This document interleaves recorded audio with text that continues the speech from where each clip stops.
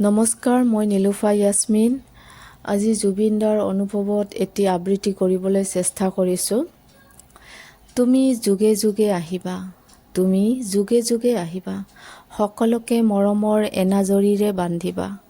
জাতিভেদ প্ৰথা তোমাৰ হাতেৰে অন্ত কৰিবা। তুমি আহিবা প্ৰতি যুগে যুগে, যুৱ সমাজক উৎসাহ দিবা। মহানায়ক হৈ আকৌ আহিবি, দুখীয়া নিচলাৰ মুখত হাঁহি জিলিকেবা।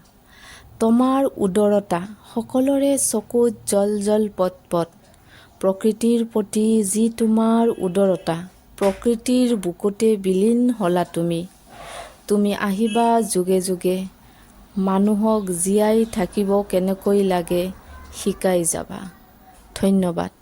মোৰ কবিতাটি ভাল লাগিছে যদি আপোনালোকে ছাপোৰ্ট কৰিব, লাইক কৰিব, কমেণ্ট কৰিব।